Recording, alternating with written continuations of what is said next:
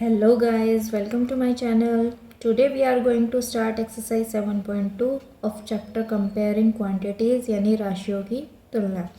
In this exercise we cover the topic of profit and loss and the percentage of profit and loss. तो हम start करते हैं इसके first question से. तो जैसा कि आप देख सकते हैं हमारी एक्सरसाइज 7.2 आपके सामने है और इसका फर्स्ट क्वेश्चन देखिए हमारे पास है क्रय विक्रय के निम्न सौदों में हानि या लाभ ज्ञात कीजिए. मतलब नीचे हमें काफ़ी सारी ट्रांजैक्शन दे रखी हैं कि किस में प्रॉफिट होता है किस में लॉस होता है, तो वो हमें देखना है. तो हानि या लाभ वो बताना है हमें और प्रत्येक दशा में चाहे हानि होती है तो प्रतिशत हानि बतानी है और लाभ होता है तो प्रतिशत लाभ हमें निकालना है. तो हम स्टार्ट करते हैं इसका फर्स्ट पार्ट. इसका जो है फर्स्ट क्वेश्चन का ए पार्ट है बगीचे में काम आने वाली कैंची. बगीचे में काम आने वाली कैंची 250 यानी 250 रुपये में ख़रीदी गई. 250 रुपीज़ में इसको हमने परचेज़ किया है और बेचा कितने में है ₹325 में इसको बेचा है. अब आप ये देख सकते हैं कि ये वाली जो कैंची है वो 250 में ख़रीदी है, 250 में ख़रीदी है और 325 में उसको बेच दिया है. ठीक है, तो ज़्यादा में ही बेचा है. और जब हम कम में ख़रीदते हैं और ज़्यादा में बेचते हैं तो क्या होता है, हमें प्रॉफिट होता है कि लॉस होता है? लाभ होता है ना. ज़्यादा में बेचेंगे तो हमें लाभ होगा. तो अब हम लिख सकते हैं जैसे कि हमने कैंची का क्या लिखेंगे, हम कैंची का हिंदी मीडियम वाले लिख सकते हैं कैंची का क्रय मूल्य बराबर 250 रुपये. ठीक है, तो कैंची का क्रय मूल्य हो गया 250 रुपीज़ और विक्रय मूल्य क्या हो गया, कितने में वो बेची है, कितने में बेची है 325 रुपीज़ में. ठीक है, अब हमने ज़्यादा में बेची है तो हमें क्या होगा, जब विक्रय मूल्य हमारा ज़्यादा होता है तो हमें क्या होता है, प्रॉफिट होता है, लाभ होता है. तो विक्रय मूल्य माइनस क्रय मूल्य. ठीक है, तो कैसे निकलेगा अब लाभ. विक्रय मूल्य कितना है हमारा 325 माइनस 250, तो माइनस करो कितना आएगा 75 रुपीज़. तो क्या आ गया हमारे पास, लाभ आ गया. ठीक है, अब हमें क्या करना है, लाभ प्रतिशत भी निकालना है. लाभ निकला है तो लाभ प्रतिशत ही निकलेगा. तो लाभ हमें कितना हुआ है वो ऊपर, और लाभ हमें कितने के ऊपर हुआ है, हमने ये चीज़ खरीदी है तभी तो हमें लाभ हुआ है ना, हुआ है ना. तो जो हमारा कॉस्ट होती है जितने में हम खरीदते हैं परसेंट हमेशा उसी के ऊपर निकलता है. ठीक है, तो 75 रुपये का हमें क्या हुआ, प्रॉफिट हुआ और निकलेगा किस पे 250 पे, जितने में हमने ख़रीदा है 250 और परसेंट निकालना है तो मल्टीप्लाई बाय 100. ठीक है, काटे इसको 0 से 0, 25 1 जा 25, 25 3 जा 75. तो अब आप ये देखिए क्या आ गया हमारे पास, 3 के 10 से मल्टीप्लाई करेंगे तो 30% क्या आ गया हमारा लाभ प्रतिशत. ठीक है बच्चों, समझ में आया. तो ये हमारा क्या हो गया, इसका आंसर हो गया.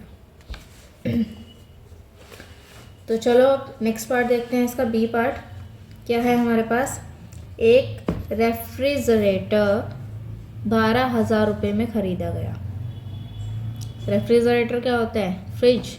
कितने में ख़रीदा है 12,000 में और बेच कितने में दिया 13,500 में बेचा गया. तो 12 में ख़रीदा और 13,500 में बेचा है, तो इसमें क्या हुआ है, हमें ज़्यादा में बेचा है. तो ज़्यादा में बेचते हैं तो क्या होता है, प्रॉफिट, लाभ. तो सेम उसी तरह से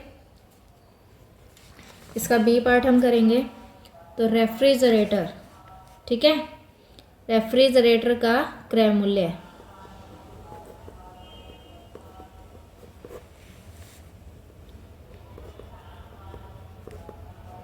कितना है हमारे पास 12,000 रुपये और रेफ्रिजरेटर का विक्रय मूल्य कितना है, बेचा कितने में है 13,500 में। ठीक है, तो फिर से हमें क्या हो रहा है, जब विक्रय मूल्य ज़्यादा है तो क्या होएगा, लाभ होएगा। तो फिर से वही विक्रय मूल्य माइनस क्रय मूल्य। ठीक है, विक्रय मूल्य माइनस क्रय मूल्य, तो 13,500 में से 12,000 अगर हम माइनस करेंगे तो हमारे पास क्या आ गया, 1500 माइनस आप कर ही लेंगे। तो 1500 रुपीज़ क्या आ गया, लाभ आ गया। अब क्या करेंगे, लाभ आया तो लाभ प्रतिशत भी निकलेगा। तो जितना लाभ निकला है वो ऊपर, और किस पे निकला है, क्रय मूल्य पे, तो 12,000 नीचे, और परसेंट निकालने के लिए 100 लगेगा। तो 2 0 से तो 2 0 गई, और 1 0 से ये 1 0 गई। ठीक, काटो अब इसको।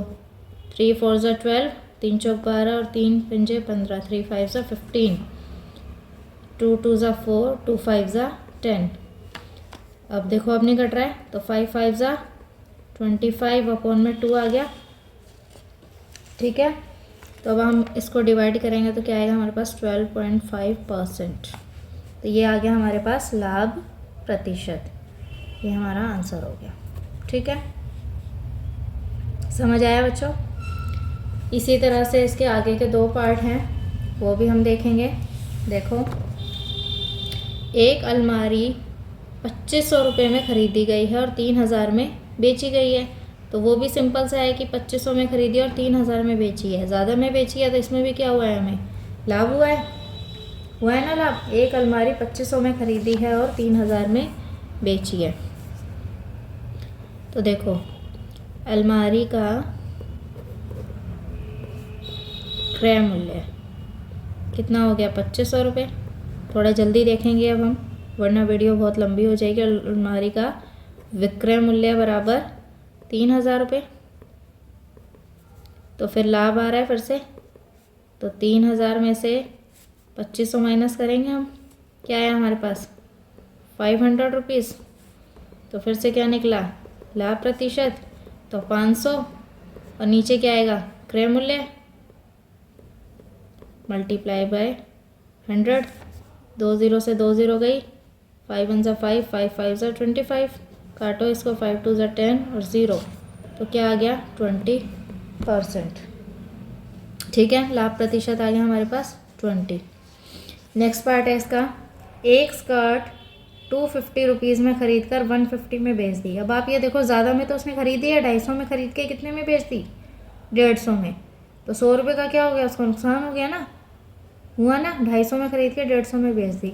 तो एक स्कर्ट का क्रय मूल्य, ये देखो, एक स्कर्ट का क्रय मूल्य बराबर 250 रुपीज़। ठीक है, और स्कर्ट का विक्रय मूल्य 150 रुपीज़। तो क्या आ गया हमारे पास, लाभ आया कि हानि आई। विक्रय मूल्य अब की बार क्या है हमारा, कम है, क्रय मूल्य से कम है ना विक्रय मूल्य, तो हानि हुई है हमें। तो हानि कैसे निकलती है, क्रय मूल्य में से विक्रय मूल्य माइनस होएगा। मतलब हमने ख़रीदा तो ज़्यादा में है और बेच कम में दिया, तो हानि हो गई। तो हानि कैसे निकलेगी, क्रय मूल्य में से विक्रय मूल्य माइनस हो जाएगा। तो क्या आ गया हमारे पास, 100 रुपये की हमें हानि हो गई। हानि हुई है तो प्रतिशत भी क्या निकलेगा, हानि प्रतिशत। तो 100 और अपॉन में क्या आ गया, क्रय मूल्य आएगा, क्या आएगा बोलो, क्रय मूल्य ही आएगा। आ गया ये। अब देखो, 0 से 0 कैंसिल, 25 1 25, 25 4 ज़ा 100, 4 की 10 से मल्टीप्लाई करेंगे तो क्या आ गया, 40%, क्या आ गया, हानि प्रतिशत। ठीक है, तो स्कर्ट का क्रय मूल्य, विक्रय मूल्य, हानि कब निकलती है, जब क्रय मूल्य ज़्यादा होता है और विक्रय मूल्य कम होता है। ठीक है, तो 250 में से 150 के 100 रुपीज़ हमें हानि हो गई, और ये हमारा हानि प्रतिशत हमेशा किस पे निकलता है, क्रय मूल्य पे। ठीक है, तो चलिए अब क्वेश्चन नंबर 2 पे चलते हैं। दिए गए प्रत्येक अनुपात के दोनों पदों को प्रतिशत में बदलना है। ये हमें अनुपात दे रखे हैं, रेशो दे रखे हैं, इसको हमें क्या करना है, परसेंट में चेंज करना है। तो करें हम स्टार्ट इसको। ठीक है। तो इसका सेकंड का जो फर्स्ट पार्ट है हमारे पास वो क्या है, 3:1। 3:1 है हमारे पास। अब देखो पहली वैल्यू क्या है हमारे पास 3, तो ऊपर वही आएगी और नीचे आता है हमेशा टोटल। तो 3 और 1 कितना हो गया 4। ऊपर क्या आएगा फर्स्ट वाला और नीचे टोटल। परसेंट निकालना है तो मल्टीप्लाई बाय 100। ठीक है, निकाले। और इसका दूसरा वाला कैसा निकलेगा 1, दूसरा वाला 1 है और नीचे क्या आएगा टोटल, दोनों का टोटल फिर से 4 और मल्टीप्लाई बाय 100। अब इसको सॉल्व कर दे तो दोनों का परसेंट निकल जाएगा। काटो इसको, 4 1 जा 4 और ये कटेगा तो 25। ये भी ऐसे ही 25 की 3 से करेंगे क्या आएगा, 25 की 3 से मल्टीप्लाई करेंगे 75% आ गया और 25 की 1 से करेंगे तो 25% आ गया। ठीक है, तो फर्स्ट वाला ऊपर और नीचे टोटल मल्टीप्लाई बाय 100 क्योंकि हम परसेंट निकाल रहे हैं। इसी तरह से सेकंड वाला ऊपर फिर नीचे टोटल और मल्टीप्लाई बाय 100। ठीक है, सारे रेशो ये ऐसे ही निकलेंगे। ये हमारा ए पार्ट कंप्लीट हो गया है। अब हमारा बी पार्ट देखिए। बी पार्ट में है 2:3:5, 2:3:5। तो 2 अपॉन में 2 आ गया, नीचे टोटल 10 मल्टीप्लाई बाय 100। अगला 3 अपॉन में 10 मल्टीप्लाई बाय 100, फिर 5 अपॉन में 10 मल्टीप्लाई बाय 100। करो, काट दो, कट गए सारे। 2 के 10 से करेंगे 20%, 3 के 10 से करेंगे 30%, 5 के 10 से करेंगे 50%। सिंपल, समझ आ रहा है बच्चों? तो करें अब सी पार्ट इसका। सी पार्ट में हमें क्या दे रखा है 1:4। तो 1:4 सेम, 1 अपॉन में क्या आ गया टोटल मल्टीप्लाई बाय 100, फिर 4 अपॉन में 5 मल्टीप्लाई बाय 100। कर दो फिर से, काट दो। ये 20 पे गया, ये भी 20 पे गया। 20 की 1 से करोगे क्या आ गया 20% और 20 की 4 से करोगे क्या आ गया 80%। मल्टीप्लाई कर करके लिखना है और तो कुछ करना ही नहीं है। डी पार्ट में क्या है 1:2:5। करें, 1 अपॉन में टोटल 8 मल्टीप्लाई बाय 100, 2 अपॉन में 8 मल्टीप्लाई बाय 100। ठीक है, अगला क्या है 5 अपॉन में 8 मल्टीप्लाई बाय 100। ठीक है, इसको आप काटेंगे, 4 2 8 25, 25 अपॉन में 2 क्या हो गया 12.5%। और ये भी इसको ऐसे ही काटेंगे, 4 पे गया, ये 25 आ गया, तो ये 25%। अगला 12.5 पे कटेगा, ये इसके इससे मल्टीप्लाई करेंगे तो क्या आ गया, क्या आ गया 62.5%। ठीक है, इसको आप 2 से या जैसे भी आपको काटना है वैसे काट के इसको आप सोल्व करेंगे तो 62.5% हो जाएगा। ठीक है, तो हमारा सेकंड क्वेश्चन यहाँ कंप्लीट होता है। अब हमारे पास है क्वेश्चन नंबर 3। क्वेश्चन नंबर 3 देखिए। एक नगर की जनसंख्या 25,000 से घटकर 24,500 रह गई। कम हुई है, कम हुई है तो क्या आएगा घटने का प्रतिशत ज्ञात करना है। ठीक है, तो करें स्टार्ट।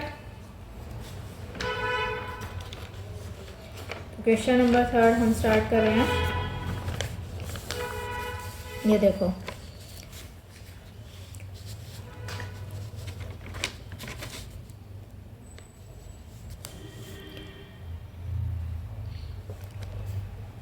नगर की जनसंख्या जो थी पहले कितनी थी 25,000, अब घट के कितनी हो गई है 24,500।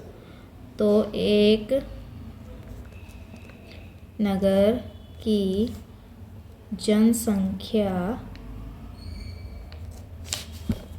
एक नगर की जनसंख्या थी बराबर 25,000। अब कितनी है, अब जो है अब नगर की जनसंख्या है 24,500। ठीक है, इसको आप अपने अकॉर्डिंग जैसे लिखना है वैसे लिख सकते हैं। मैं आपको समझाने के लिए लिखा है कि पहले इतनी थी और अब इतनी है, तो कितनी घटी है, घटी कितनी है वो 25,000 में से अब 24,500 माइनस करोगे तो कितनी घटी है? 500। 500 घटी है। तो अब घटने का प्रतिशत निकालेंगे हम। घटने का प्रतिशत क्या आ गया? 500। जितनी घटी है वो ऊपर, और किस पे निकालते हैं हम? जितनी पहले थी। या तो हम कोई चीज़ खरीदते हैं तो उसका क्रय मूल्य लेते हैं, और ये पहले कितनी थी? 25,000। तो जो पहले वाली होगी ना वही लेंगे, और परसेंट निकालना है तो मल्टीप्लाई बाय 100। तो 2 0 से ये 2 0 गई, 1 से ये वाली गई। अब इसको काटो, 25 1 25, 25 2 50। तो क्या आ गया हमारे पास? 2%। ये हो गया घटने का प्रतिशत। पहले जनसंख्या इतनी थी, अब इतनी हो गई, तो कितनी घटी? 500। और ये किस पे निकलेगी? परसेंट किस पे निकलेगा? पहले जितनी थी। ठीक है। और जब हम प्रॉफिट और लॉस की बात करते हैं तो क्रय मूल्य के ऊपर प्रतिशत निकलता है, हमेशा याद रखना। तो 500 अपॉन में 25,000 मल्टीप्लाई बाय 100, तो हमारा ये परसेंट निकल गया। ठीक है। अब आता है हमारा क्वेश्चन नंबर 4। अरुण ने एक कार 3,50,000 रुपये में खरीदी। एक गाड़ी खरीदी उसने। अगले वर्ष उसका मूल्य बढ़कर 3,70,000 रुपये हो गया। कार के मूल्य की प्रतिशत वृद्धि ज्ञात कीजिए। प्रतिशत वृद्धि मतलब कितनी बढ़ी है? 3,50,000 से 3,70,000 हो गई, तो बढ़ी है। ठीक है। तो करें इसको स्टार्ट। तो क्या लिखोगे? कार का क्रय मूल्य कितने में खरीदी है? 3,50,000 में। ठीक है। और इसका मूल्य बढ़कर कितना हो गया? कार का बढ़ा हुआ मूल्य, अभी बेची तो उसने है ही नहीं, ऐसा तो बताया नहीं, तो बढ़ा हुआ मूल्य कितना हो गया? 3,70,000। ठीक है। तो उसको क्या बोला है उसने?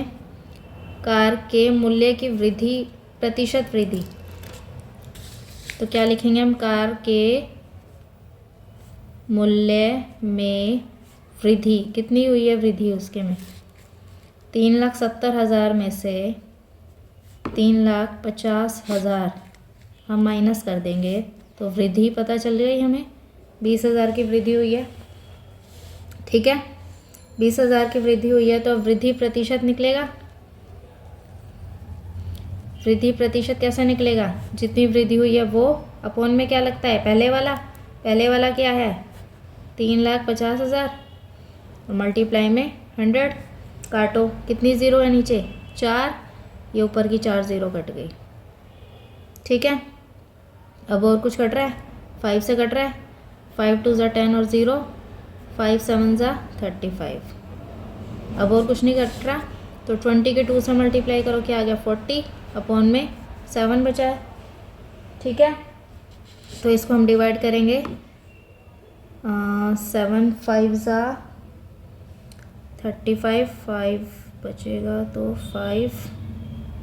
5 से ही 5/7% हमारा आएगा। डिवाइड करना सबको आता ही है।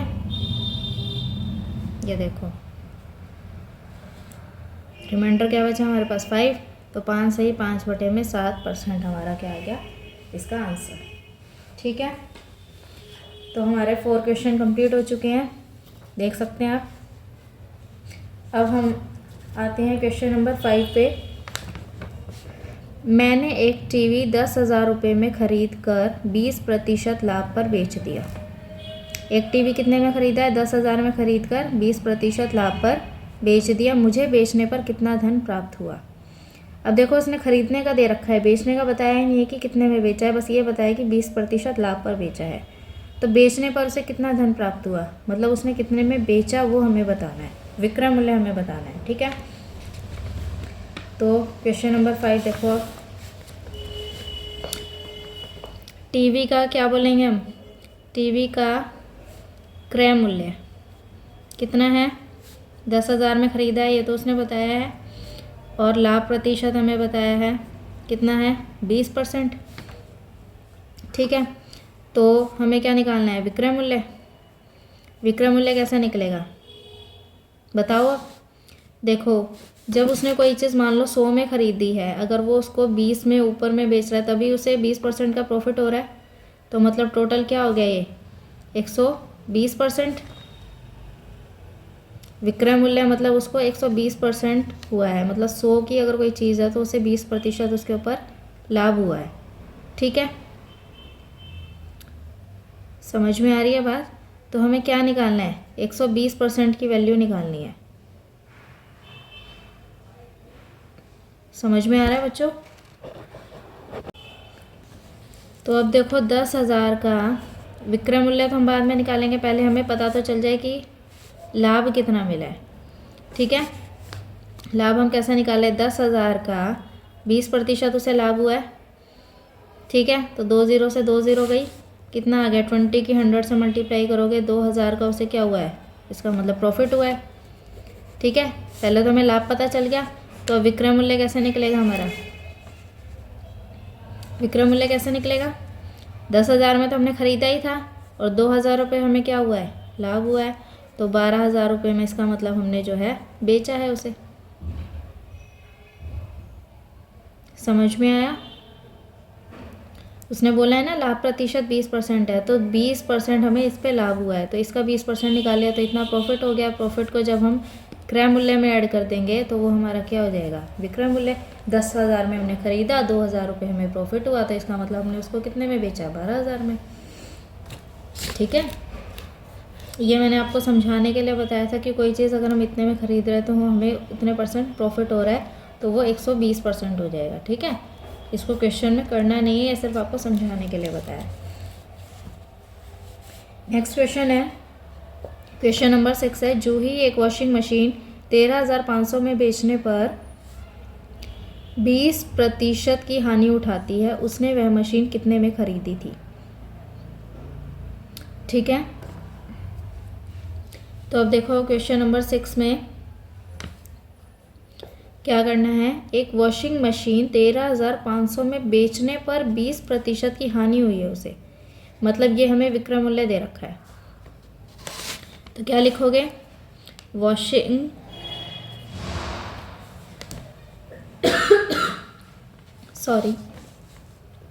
वॉशिंग मशीन का विक्रय मूल्य कितना है, विक्रय मूल्य 13,500 रुपये। हानि प्रतिशत हमें दे रखा है कितना, 20%। हानि % हमें दे रखा है 20। ठीक है, तो अब हमें क्या निकालना है, कितने में खरीदी थी। ठीक है, तो हमें निकालना है क्रय मूल्य। अब आप ये देखो 13,500 में बेचने पर उसे 20% की हानि हुई है, मतलब 100 की अगर कोई चीज़ है तो उसमें 20% की हानि हो रही है, तो इसका मतलब 80% उसने उठाए हैं उसके बेच के, मतलब 80% में उसे बेचा है। तो बेचा उसने कितने में है, 13,500 में, तो ये मतलब कितने % की वैल्यू है, 80 की है। 20 हानि में बेचा है तो 80% की तो उसने उठाई है ना पैसे। सॉरी, तो 80% की उसने वैल्यू उठाई है। 13,500 में उसने बेचने पर 20% हानि हुई है, तो मतलब 100 में से 20 गए तो 80% है ये, और मल्टीप्लाई में 100, मतलब हमें क्रय मूल्य निकालना है। पूरी 100 की वैल्यू निकालनी है ना हमें, मतलब हमने कितने में ख़रीदी थी वो निकालनी है। तो अब इसको सॉल्व करते हैं। 2 4 ज़ा 8, 2 5 ज़ा 10। अब इसको 4 से काटेंगे, 4 1 ज़ा 4, 4 3 ज़ा 12, 4 3 ज़ा 12, 4 7 ज़ा 28, 4 5 ज़ा 20। इसको इससे मल्टीप्लाई करेंगे तो क्या आएगा हमारे पास, 16,875 रुपीज़। या देखो 3,375 के हम 5 से मल्टीप्लाई करेंगे,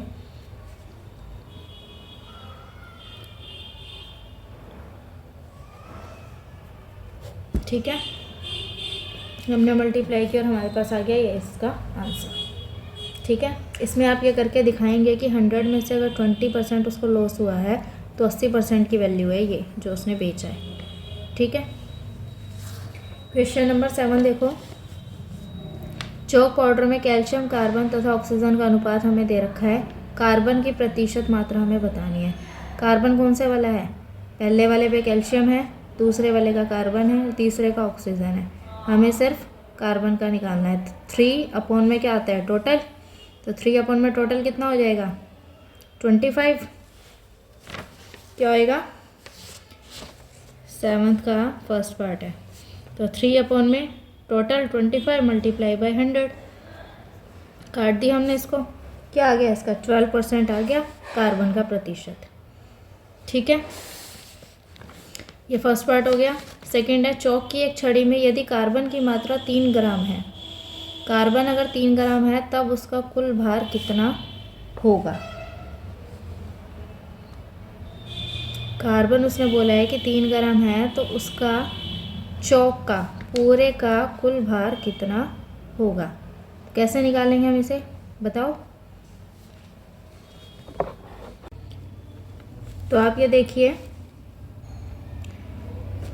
जैसे हमारे पास ये रेशो है सेकंड पार्ट का 10:3:12 रेशो है। तो ये बीच वाला ही हमारा कार्बन, ठीक है, ये वाला हमारा क्या है कार्बन है। तो इसने बोला है ये जो है हमें 3 ग्राम दे रखा है, ये तो रेशो दे रखा है, और ये हमें इसकी मात्रा कितनी दे रखी है 3 ग्राम। अब हमें पूरे की ग्राम में बतानी है कि टोटल ग्राम में कितना है। तो आप ये देखिए जब यहाँ पे 3 रेशो है और एक ग्राम भी 3 ही है, तो बाकी के भी ये इतने ही सेम ग्राम ही होंगे। इसका रेशो 3 दे रखा और 3 ही ग्राम है, तो ये भी 10 ग्राम होगा और ये 12 ग्राम होगा। तो तीनों को अगर हम ऐड करें तो क्या होगा 25 ग्राम। ठीक है, इस तरह से होगा ये, क्योंकि हमें सेम वैल्यू दे रखी है, बस हमें क्या लगाना है ग्राम ही लगाना है। जब इसका रेशो ये है तो बाकियों का भी यही होगा, क्योंकि ये हमें रेशो गिवन है। तो टोटल 10 और 3 13 और 12 25 ग्राम हमारे पास ये हो गया। अब आते हैं हम क्वेश्चन नंबर 8 पे। अमीना एक पुस्तक ₹275 में खरीद कर उसे 15% हानि पर बेचती है। पुस्तक का विक्रय मूल्य ज्ञात कीजिए। ठीक है, एक पुस्तक कितने में खरीदी 275 में, और हानि प्रतिशत हमें 15 दे रखा है। ठीक है, तो ये इतने में खरीदी है, तो ये क्या हो गया क्रय मूल्य। तो क्या लिखेंगे हम, एक पुस्तक का क्रय मूल्य कितना है हमारे पास 275 रुपये। हानि कितनी दे रखे हैं, हानि परसेंट कितना दे रखा है 15%। हानि प्रतिशत हमें 15 दे रखा है, विक्रय मूल्य हमें निकालना है। ठीक है, ऐसा क्वेश्चन हमने पहले किया है। विक्रय मूल्य कैसे निकलेगा, अब देखो हानि प्रतिशत दे रखा, तो 100 में से 15 माइनस करेंगे तो कितने परसेंट इसने दे रखा है, 1 मिनट, अब की बार हमें क्रय मूल्य दे रखा है। तो 275 का पहले हमें हानि परसेंट दे रखा है, तो हम पहले हानि निकाल ले। अब की बार क्रय मूल्य दे रखा है ना, तो 275 का 15% हानि, तो इसको काटो, 5 3 ज़ा 15, 5 2 ज़ा 10 और 0, 5 4 ज़ा 20, 5 5 ज़ा 25, 5 5 ज़ा 25, कट गया ये। अब ये पूरा तो नहीं कट रहा है, इसके इससे मल्टीप्लाई करेंगे हम, क्या आएगा हमारे पास 55 के 3 से मल्टीप्लाई करेंगे 165/4। ठीक है,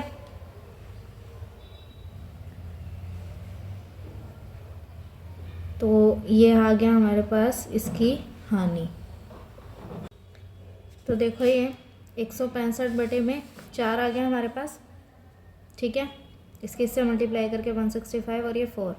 अब हमने क्या किया, इसको डिवाइड करेंगे तो हमारे पास क्या आएगा डिवाइड करके 41.25 रुपीज़, मतलब इतने में हमने ख़रीदा। ये हानि प्रतिशत था, तो प्रतिशत किस पे होता है क्रय मूल्य पे, तो हमने पहले हानि निकाली कि हमें हानि कितनी हुई है, यह हानि हो गई। तो अब इसका मतलब इतने में ख़रीद के उसे इतनी हानि हो गई है, तो इसका मतलब उसका जो विक्रय मूल्य होगा वो कितना होगा 275 में से अगर हम ये माइनस करेंगे, इसका मतलब उसने हानि पे बेचा है तो ये माइनस ही होगा। प्रॉफिट होता है तो क्या होता है क्रय मूल्य में प्लस होता है। अब हानि हुई है तो माइनस करेंगे, तो क्या आ गया हमारे पास माइनस करके 233.75 रुपये। ठीक है, इतने में इसका मतलब उसने बेचा। ज़्यादा में ख़रीद के कम में बेचते हैं तो क्या होता है, नुकसान ही होता है ना। तो इसका मतलब ये नुकसान हुआ है, तो ये माइनस होके क्या हो गया, ये इसका विक्रय मूल्य। अब हमारे पास क्वेश्चन नंबर 9। अब इसमें देखो हमारे पास कुछ 3 क्वेश्चन ऐसे दे रखे हैं जो कि मूलधन वाले हैं। प्रत्येक दशा में, जैसा कि आपको पता होगा, कुछ लोग जैसे उधार लेते हैं या बैंक से उधार लेते हैं तो उसमें कुछ रेट ऑफ इंटरेस्ट ब्याज देना पड़ता है, तो ये उसी से रिलेटेड है। प्रत्येक दशा में 3 वर्ष बाद कितना मिश्रधन देय होगा, मतलब 3 वर्ष के लिए उधार लिया गया है, कितना लिया गया है, मूलधन है। मूलधन वो होता है जितने के पैसे लिए जाते हैं उधार। तो 1200 रुपये लिए हैं, रेट ऑफ इंटरेस्ट है 12% और टाइम हमें दे रखा है 3 साल। इसका हमारे पास फॉर्मूला होता है, तो देखो फॉर्मूला क्या होता है। हमारे पास साधारण ब्याज का फॉर्मूला होता है, साधारण ब्याज जो नॉर्मल हम इंटरेस्ट निकालते हैं उसका फॉर्मूला होता है प्रिंसिपल यानी कि मूलधन, हिंदी में लिख देते हैं मूलधन मल्टीप्लाई बाय दर गुना में समय बटे में 100। ये साधारण ब्याज का फॉर्मूला होता है। और मिश्रधन होता है, मिश्रधन कैसे निकलते हैं, मूलधन जो पैसे हमने लिए हैं वो तो देने ही पड़ेंगे, प्लस में ब्याज और देना पड़ेगा, तो वो होता है हमारे पास मिश्रधन। ये हमारे फॉर्मूले हैं जो कि इस तीनों क्वेश्चन में यूज़ होंगे। ठीक है, मूलधन वो अमाउंट होता है जो हम उधार लेते हैं, दर होती है रेट परसेंट, और समय टाइम कितने वर्ष है वो। ठीक है, तो देखो इसका फर्स्ट पार्ट हमें दे रखा है कि 1200 रुपये लिए हैं, रेट ऑफ इंटरेस्ट 12 है और 3 वर्ष का समय है। हमें निकालना है मिश्रधन। ठीक है, तो पहले उसके लिए हमें क्या निकालना पड़ेगा, साधारण ब्याज। जब साधारण ब्याज हमारा निकल जाएगा तभी वो मूलधन में प्लस होके मिश्रधन आएगा। ठीक है, तो करें हम सॉल्व इसे। तो देखो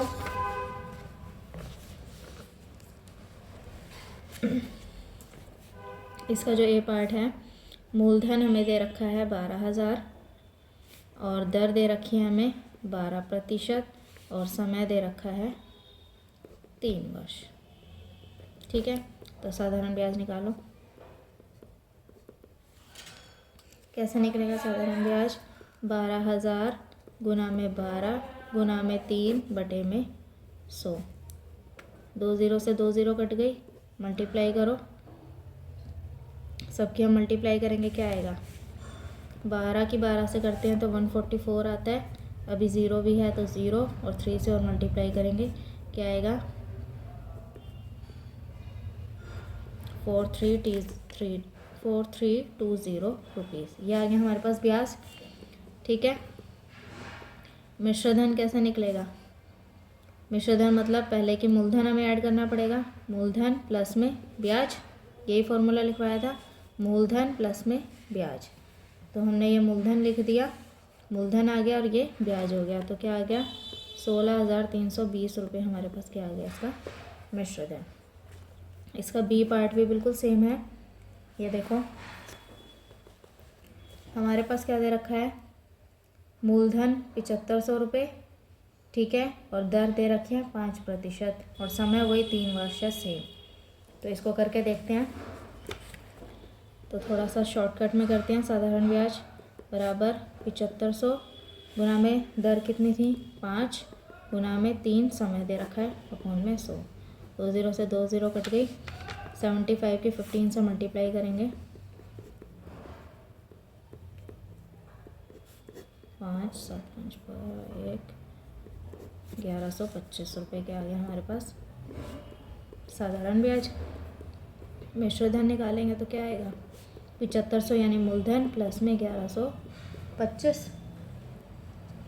ठीक है, तो क्या आ गया हमारे पास, बोलो, ऐड करो, 8625 रुपीज़, ये हमारा क्या आ गया, इसका मिश्रधन आ गया। ठीक है, हमसे एक मिस्टेक हो गई है, यहाँ पे 12,000 नहीं था 1200 था। ठीक है, तो एक 0 का फ़र्क आ गया आंसर में भी। ठीक है, तो इसकी दोनों ज़ीरो से दोनों ज़ीरो कट जाएंगी।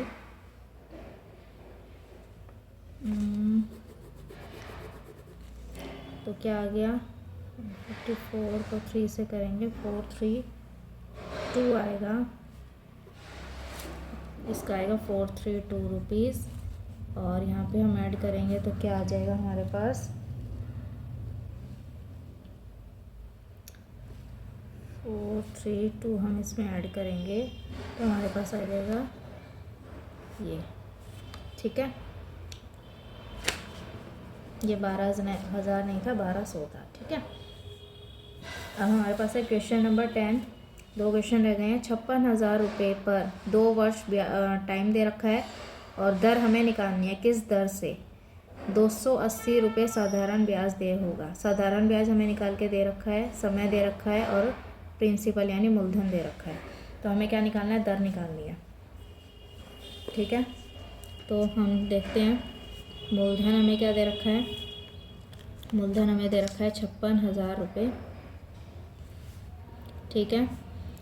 और समय हमें कितना दे रखा है, समय हमें दे रखा है 2 वर्ष, 2 वर्ष। और साधारण ब्याज हमें दे रखा है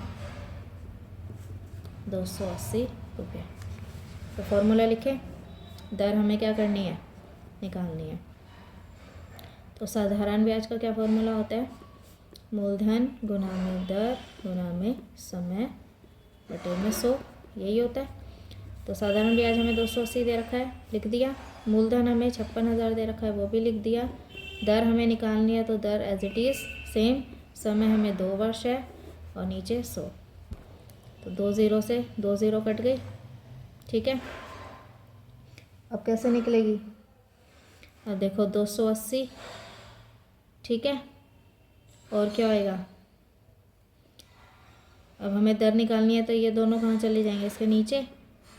560 भी नीचे आ गया और 2 भी नीचे आ गया, ठीक है। काटो इसको, बराबर में क्या बच गया हमारे पास, दर बच गई, ठीक है। ये इसके नीचे आ जाएंगे, यहाँ से दोनों चीज़ें दर वहीं रहेंगी।